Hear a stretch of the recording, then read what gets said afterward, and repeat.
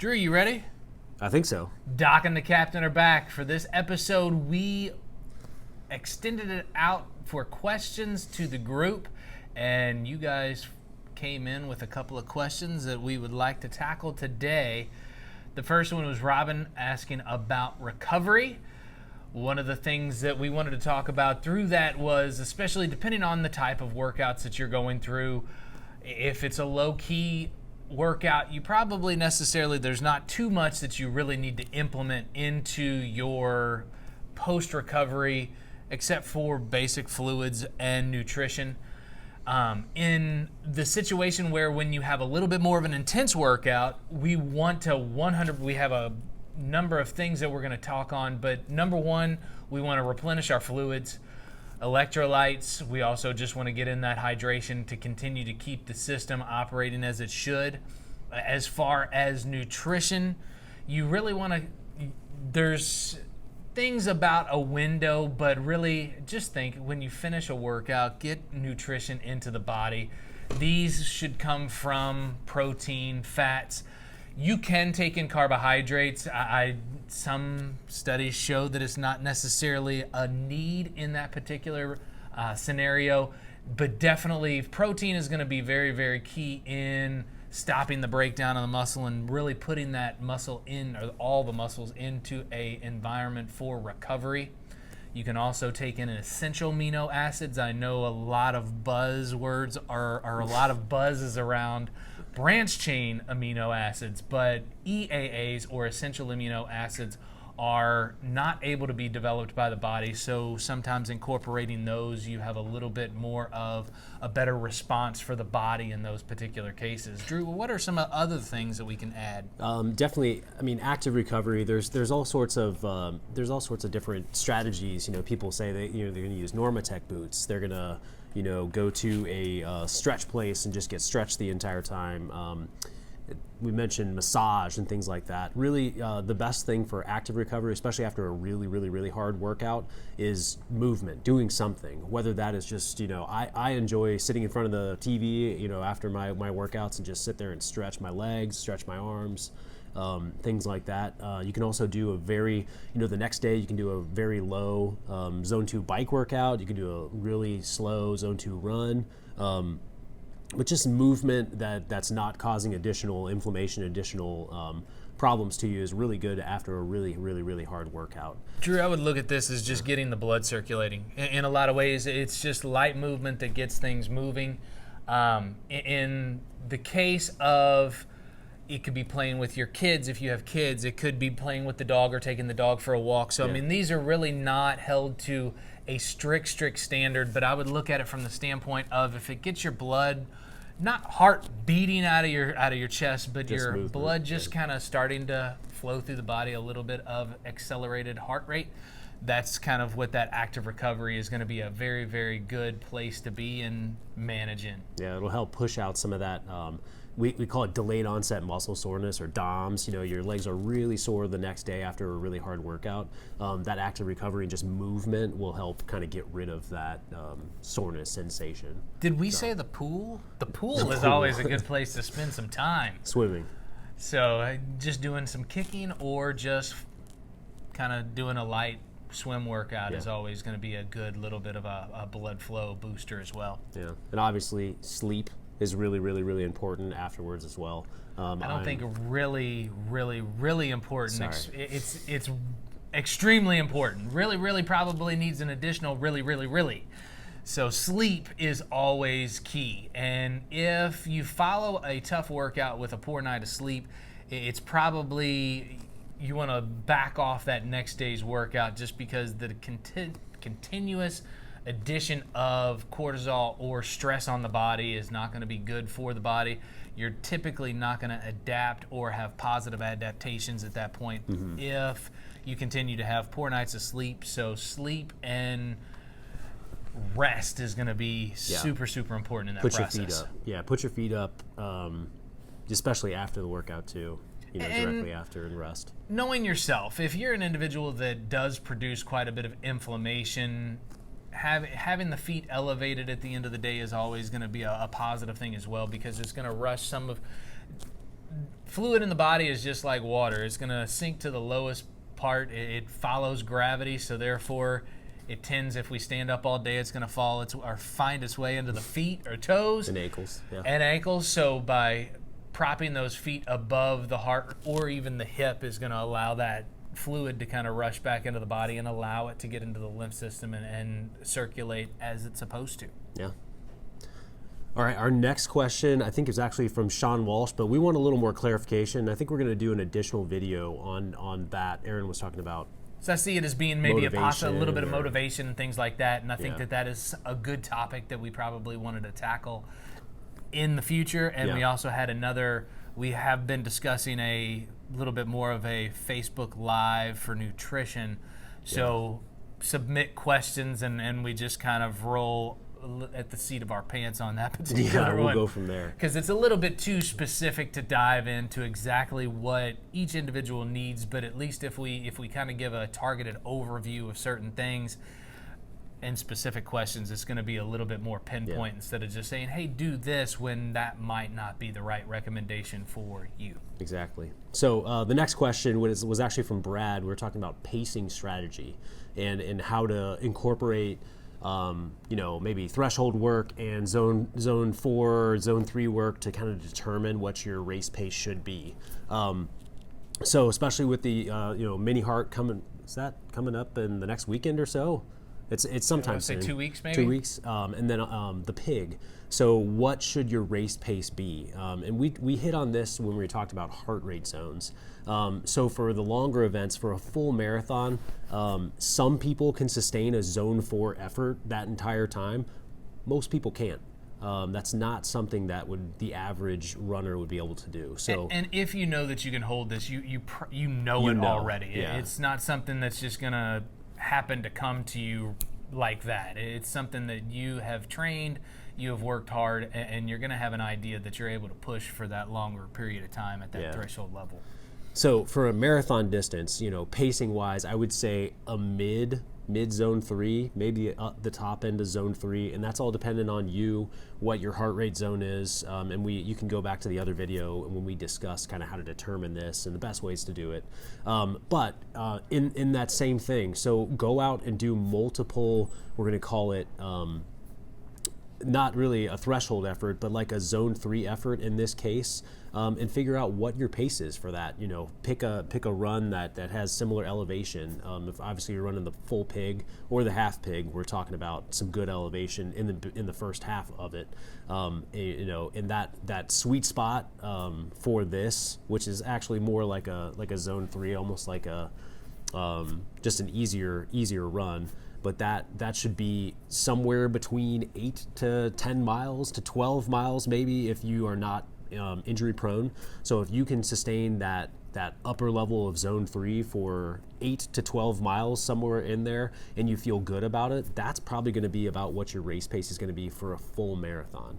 Now, that's obviously so dependent on your individual ability to maintain your heart rate for that and to maintain your nutrition while you're doing that. And it's kind of a loaded question there, but that's a good way to figure it out. And one thing I would like to recommend in that particular scenario as well, if it's your first, you probably would prefer to have just a little bit more gas in the tank. Not everybody's going to go out and run their first marathon and finish second in a qualifying event, but in this particular case, if this is your first or second or even third and you still don't have that relationship developed with the marathon itself, kind of working down slightly below that threshold, and just what you found out in that 8 to 12 possible miles might not necessarily be as realistic, because you're gonna figure out quickly that there's some times through that particular event that are gonna suck. It's gonna be challenging, and if you're not used to competing against that particular mental aspect of things, it's probably not a smart thing to just test it out that day. Yep, absolutely. So moving back, let's talk about a half marathon pacing strategy. So very similar to a marathon, except we're just going to jump our heart rate up just a little bit. So that low zone 4, most people should be able to maintain that through a half marathon, depending on how long it's going to take you. I mean, once again, individual in answer. are a lot better in that case. But for anybody, it should be somewhere in the low zone 4 range. So same thing, go out maybe 6 to 10 miles, 6 to 8 miles, somewhere in that range of like a tempo run in zone 4, and that should be about what your race pace should be. But don't just do one of them, do multiple of them. Average your pace, because some days if it's hotter, your heart rate's going to be higher. If your nutrition wasn't as good the day before, water intake, I mean, there's so many factors that go into that. But just average that, same thing for the marathon, and then you can see kind of where that race pace should be. And it's still kind of all based on what your foundation is, how many miles you've been able to log at that should also play into this particular factor as well.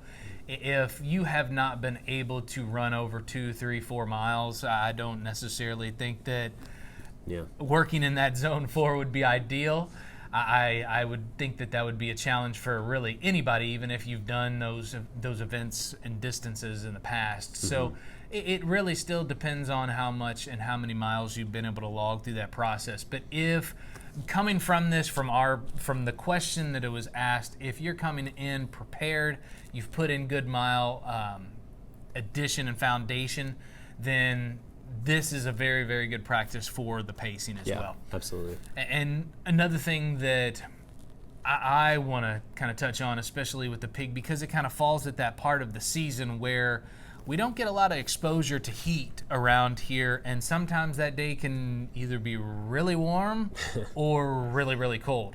So that also should be kind of in the way that you are looking at this should also play into that. Mm-hmm. The mini, in that particular case, March here, typically going to be cold. There's been some pretty miserable mini hearts that all of us have probably done.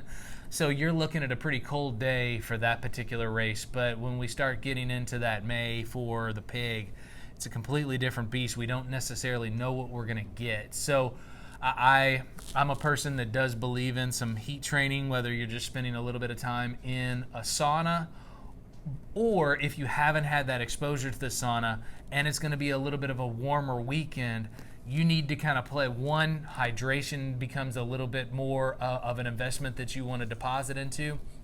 And then two, you probably want to just look at decreasing your effort just a little bit, just because you're not going to be used to that particular temperature and working at that particular, whether it's humidity or whether it's just a little bit of a hotter scenario. And obviously during the race, if you look down at your heart rate and you're shooting for 142 beats per minute, and all of a sudden you're running and you're at 155, it might be because of the heat.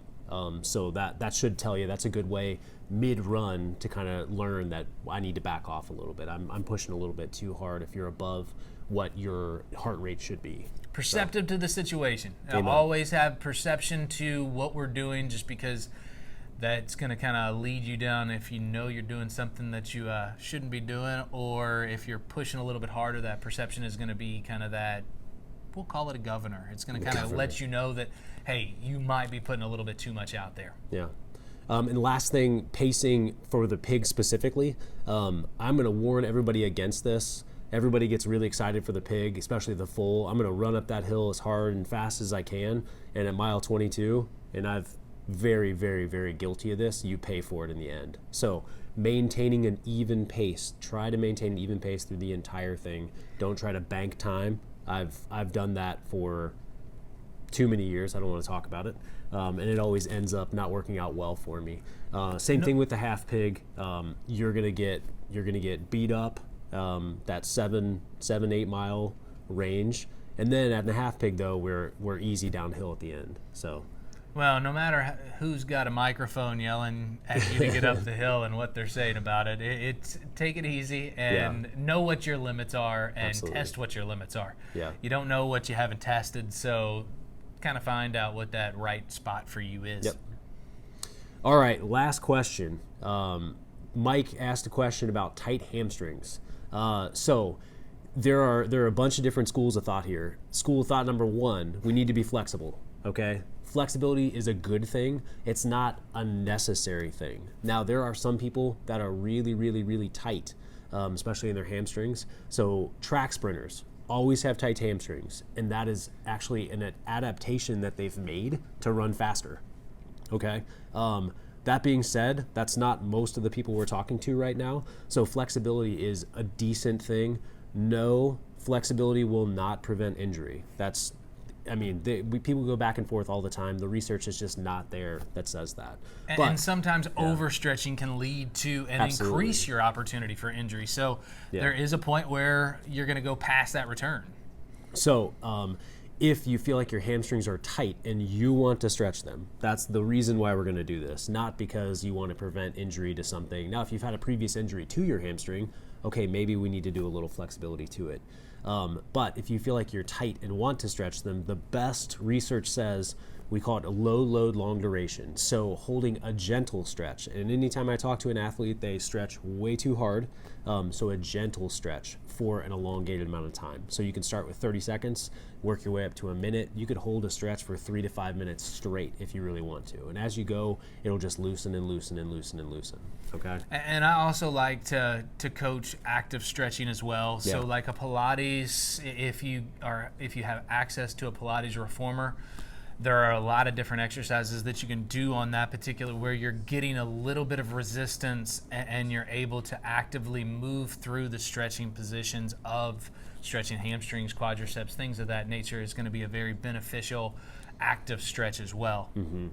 So if you feel tight, stretch. If you don't want to stretch, don't do it. If you've injured it, maybe it's a good idea to stretch. But coming from that perspective, it's low, long duration, just hold the stretch. Like I said, I sit in front of a TV and stretch active recovery, and that's normally what makes me feel good. But it's individually and personal. And if you're asking this question more from an alignment standpoint, that's probably when you need to get a professional like Drew pulled into that particular scenario, because yes, when your hamstrings do get tight, sometimes that's going to throw off the alignment in your hip. It could throw off the alignment in your back.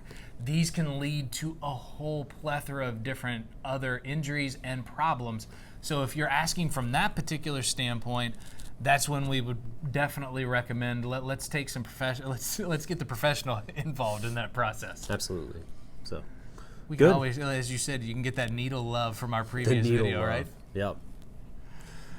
Well, that takes care of, hopefully we were able to answer some of the questions that you guys had. We would love for a little bit more interaction. If you have anything that you would like us to discuss, look a little bit more in depth into, or just comment on, please do not hesitate to put that information out there. I will, or both of us will continue to ask questions out there so we can continue to provide content that's going to interest you guys.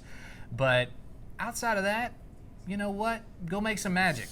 Have a great day.